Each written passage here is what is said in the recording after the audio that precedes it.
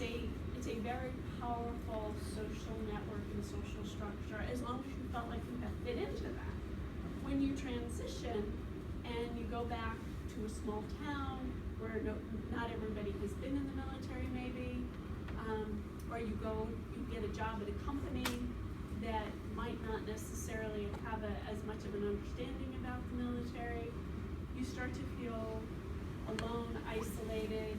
You see a lot of these guys get married very quickly, and then some of those marriages don't last a year, 2 years, and so that, I think, are contributing factors to the suicide, is just that getting that transition piece. And we spend a lot of time in the last few years trying to do as much as we can to improve transition. The president has gotten very involved with an executive order on transition. The Congress passed something they call the VOW Act. Veterans opportunities in the workplace. And so there's been a lot of focus to try to improve and strengthen some of those resources for that very reason. So we're doing some, my connection, like I said, I was married to a veteran, but I've not been in the military. I'm a real estate broker. I'm the African American Chamber, so I'm business, real estate. And I've found just talking to people, the know-how, you know, you get this skill set when you're in the military, you come out, you're trying to associate that with something, but you don't know quite how. On the housing side, I went to a certification program, and what we were told there is there's so much available, they don't know how to associate. And you just mentioned something where some people may have the DD-214, some may not, and so that question comes. So there seems to be, and we hear at this table, I don't know how, there's a lot of loose ends that might help some of what we presented this evening. How to bring it all together, I can't say, but I don't know. No, I think those are good points, and I think the being able to be prepared to receive your new veterans into your community and just make sure that they know how to connect to the resources in the county, the state resources, and every state's different, every county's different, what those resources look like and what that map looks like, and how to navigate that. I love that word, how to navigate that map. Is critical, because you're right. I mean, there are resources out there. We even have, like, we fund an employer support for the Guard and Reserve, ESGR, to help businesses, companies bring veterans back into their workforce after they've deployed.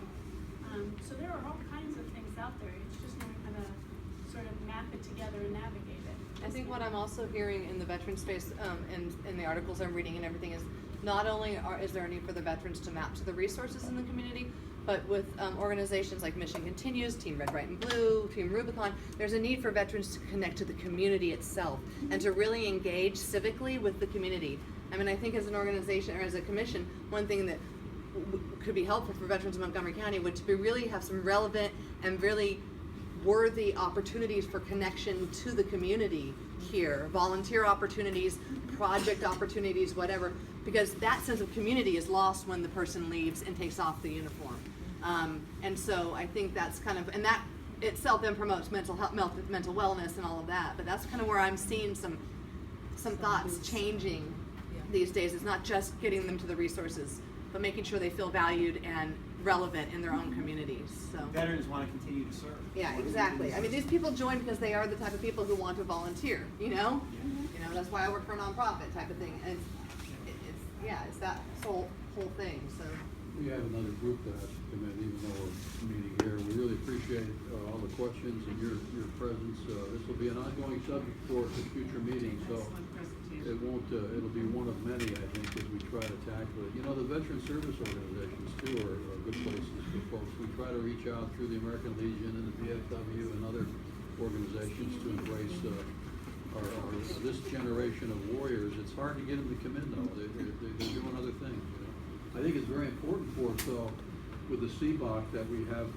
on the horizon, for us to really pay some attention to getting folks registered. I know Betsy sent out that call-in. You can call in now and register on the 800 line. You don't have to go to the VA to register for health care.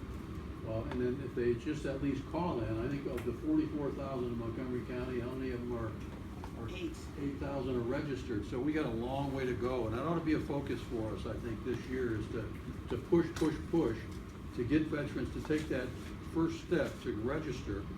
They don't know what they're entitled to or may not be until they make that phone call. So we'll be pushing that. I've talked to the VA too, the CBOC rep, from our last meeting, to get an idea of what are they gonna do, if anything, public relations wise, as we move toward the CBOC opening up. They for sure are gonna contact by email and by phone call, she said, the 8,000 that are currently registered, but she was gonna check with her PR folks to see what they're gonna do for that other huge amount that are out there that they haven't really registered for care. So, the meeting location you've talked about, it's gonna be for the next several months, not at your place. Not till May. Not till May. So if it's not it's not there, so it'll either be here, so stay tuned, or a place that Randy selects for us going forward. Are you going at 1401 or staying at 401?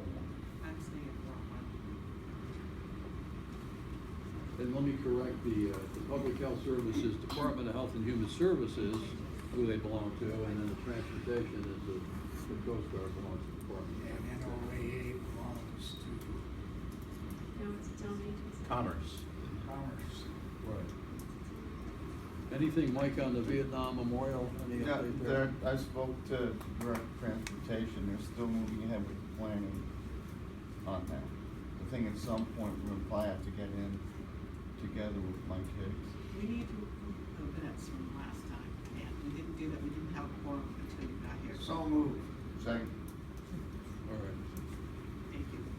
So I would like to, we keep talking about it, but I'd like to get some help in divvying up the names of the 130 that we know of to the commissioners, so we can dig in time to make the contact with the families, even though we don't have a firm date. Each of us were gonna take a set number of names that Carly or somebody would give us, with some contact information that would probably be fuzzy, that we have to kind of work through to try to contact family members of those that died in Vietnam, to let them know that we're gonna have a memorial soon in the county, and we'd like to talk to them about being a part of that, and anything that they'd like to offer as far as the fees. There's a vet concert, the annual Veterans Day concert down at the Silver Springs Plaza. It was wasn't really well attended last year. A few of us were there, but we're trying to get it bumped up a bit. I know through a nonprofit that I'm associated with, we got her a hefty donation to help see her through this year's event. And Fred Sherry is going to be recognized there, as well as a Korean War veteran. Morty's going to be our keynote, the Korean War guy. He keeps calling us every time we have an event. What the hell are you doing for the Korean War vets? Let's get us. So he's going to be there, and then we got a first responder that's going to also be part of the presentation there. So it should be a good event. And it's on the 10th. On the It's 10th. eve of. The eve of, We yeah. usually have it Marine on Corps' 11th. birthday. Yeah, the 6 to 8 o'clock that evening. It's on the 10th. If you read the news about Hurricane Matthew, you've seen Lumberton, North Carolina has been devastated there. So I reached out to the American Legion and Veterans Foreign Wars there, and here's a little flyer. We're going to do not a fundraising, but a donation of goods, canned goods, clothing, things that they need, and then have a truck or two go down there and help them out. They're still without clean drinking water. It's going to be a while until they get back to normal. Their Legion post is underwater, and every business in Lumberton's underwater. So it's been a tough time for them. It almost mirrors Haiti in its own right of what's happened in Lumberton, North Carolina. So if you want one of these flyers, you can pick it up, and the instructions are there on what you might want to do.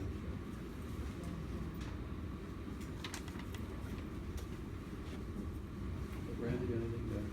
No, nothing to add. Still looking for locations possibly for November, December. I think Stan might have had a quick update. Okay, Stan. About it. Well, I was at a commission meeting today. Number one, the Gold Star family memorial is being dedicated on November 11th in Annapolis. I don't know if you're aware of that or not. I can send you more information. I'll be singing.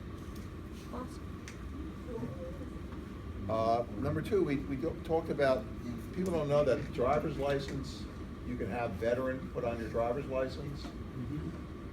It used to be in the back, now they're gonna put it in the front.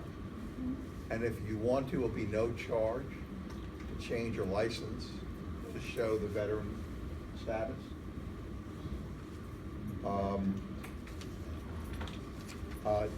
Again, in December, I've asked